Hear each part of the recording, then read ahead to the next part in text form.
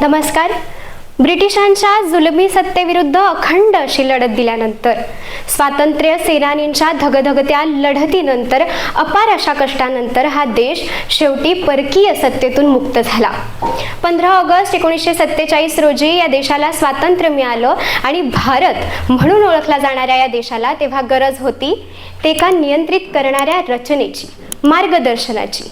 आणि याच रचनेची ज्याची गरज भारताला होती, त्या रचनेच्या आधारावरती भारताचं भविष्य, भारताचं भवितव्य घडणार होतं. याच्याच वरती भारताच्या भविष्याचा आलेख उभा राहणार होता. याच रचनेवरती प्रकाश पाडणाऱ्या विषयाचे चिंतन करण्यासाठी उभी आहे. नमस्कार, मी स्पर्धक कोड क्रमांक 22 विषय मांडतीये आपले संविधान, आपला अभिमान. मुळात विषयाच्या सुरुवातीला भारताचे हे संविधान म्हणजे नक्की काय, या संविधानाचा अर्थ काय, त्याचे मर्म काय हे समजून घेणं मला फार महत्त्वाचं वाटतं. या संविधानाची व्याख्या करताना अशी केली जाते की राष्ट्राचे स्वातंत्र्य आणि मुक्तिभाव यांचे मूर्तरूप देत असताना क्रांती घडवण्याचे जे साधन आहे, जे लोकांच्या हाती दिले जाते, अशी एक जिवंत रचना म्हणजे संविधान होय. यातील जिवंत हा शब्द फार महत्त्वाचा आहे, जो या संविधानाला नेहमी काळानुरूप बदलताना सोबत ठेवत असतो. मला असं वाटतं की याच्याच पुढे जाताना आपण असा विचार करू शकतो की या भारताच्या संविधानाच्या प्रस्तावनेमध्येच मुळात या भारताच्या संविधानाचे मर्म दडलेलं आहे. या संविधानाची सुरुवातच मुळात आम्ही भारताचे लोक अशी केली जाते, ज्याच्यामध्ये आम्ही हा शब्द फार महत्त्वाचा आहे, जो या देशातील प्रत्येक नागरिकाचे तर प्रतिनिधित्व करतो, पण या प्रत्येक नागरिकामधला अहम काढून वयमची प्रस्थापना करतो, प्रतिष्ठापना करतो. जगामध्ये असणाऱ्या सर्वात मोठ्या लोकशाहीची सर्वात मोठी राज्यघटना जेव्हा लिहिण्यात आली होती, तेव्हा ती केवळ एक नियमावली नव्हती, तर तो एक संस्कार होता जो या देशावरती घडणार होता.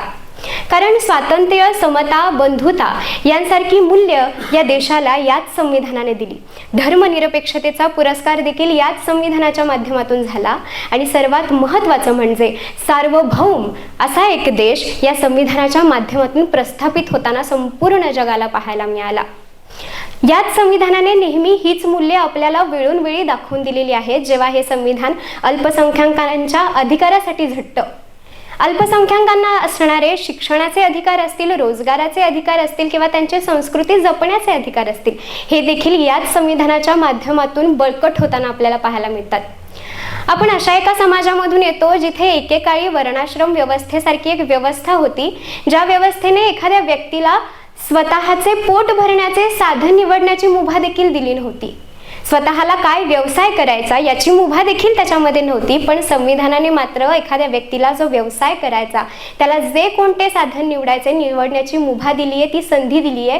तेव्हा खऱ्या अर्थाने स्वातंत्र्य म्हणजे नक्की काय असते याचा पुरस्कार व्हायला लागतो आणि मला माझ्या संविधानाविषयी असलेला अभिमान आणखीन बळावत जातो. आपला समाज असा आहे ज्याने नेहमीच स्त्रियांना डावललेला आहे, ज्याने नेहमीच स्त्रियांना हिणावलेलं आहे. पण आपलं संविधान जेव्हा स्त्रियांसाठी राखीव जागा निर्माण करून तिच्यासाठी राजकीय असतील, आर्थिक असतील, सामाजिक असतील अधिकारांची पायमल्ली घालायला लागतं, तेव्हा खऱ्या अर्थाने मला माझ्या संविधानाचा अभिमान वाटायला लागतो. आपण अशा एका समाजामधून येतो ज्या समाजामध्ये नेहमीच मागासवर्गीय, दलित, भटक्या, विमुक्त जातींना चटके बसलेले.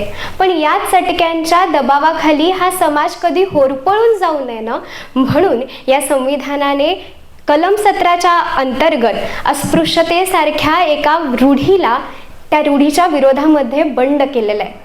मला असं वाटतं की संविधानाने नेहमीच प्रत्येक माणसाच्या अधिकारासाठीची ही लढत दिलेली आहे आणि याच्याच माध्यमातून आपला देश प्रस्थापित झालेला आहे. याच संविधानाचे शिल्पकार डॉक्टर बाबासाहेब आंबेडकर संविधानाविषयी बोलताना म्हणतात की संविधान हे दुसरे तिसरे काही नसून फक्त वैध तरतुदींचा एक सांगाडा आहे. पण या सांगाड्यावरती चढलेलं मास हे संविधानिक नैतिकतेचं आहे. पण आजच्या समाजाला बाबासाहेबांना अपेक्षित असलेली ही नैतिकता कळते का, असा मला प्रश्न विचारावासा वाटतो. कारण एकीकडे याच संविधानाविषयी जेव्हा चर्चासत्र बसवली जातात, तेव्हा दुसरीकडे याच संविधानाची तोडफोड होते, विटंबना केली जाते आणि याच संविधानाच्या बदलाविषयी चर्चा सुरू होतात.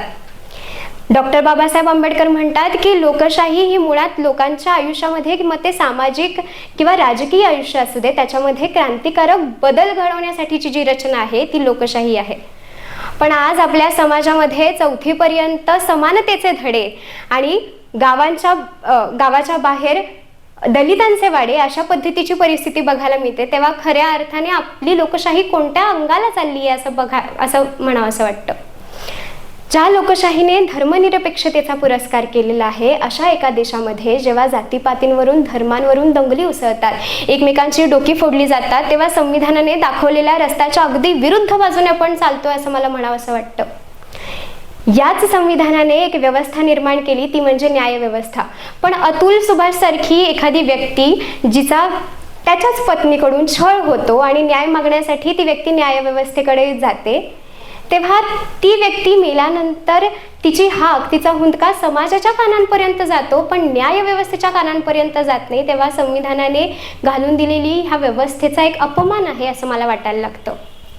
मला असं वाटतं की याच न्यायव्यवस्थेच्या किंवा कार्यकारी मंडळाचे जे काही आत्ता परिस्थिती आहे, त्या सर्वांवरती जेव्हा प्रश्नचिन्ह उभं राहायला लागतं, तेव्हा ते संविधानावरती देखील उभं राहायला लागतं. याच संविधानाचा अभिमान असायला हवा का? तर हो, अर्थात तो असायलाच हवा. पण फक्त अभिमान असून चालेल का? तर कदापि नाही. कारण याच अभिमानापुढील काही पायऱ्या आहेत, जर त्या आपण चढल्या तर आपण खऱ्या अर्थाने एक नागरिक म्हणून यशस्वी होऊ. आणि त्या पायऱ्या मला असं वाटतं की ते म्हणजे वाचन, या संविधानाचं पालन, संविधानावरची चिकित्सा, या संविधानावरचं आकलन आणि सर्वात महत्त्वाचं म्हणजे या संविधानाप्रती एक नागरिक म्हणून आपण केलेलं समर्पण.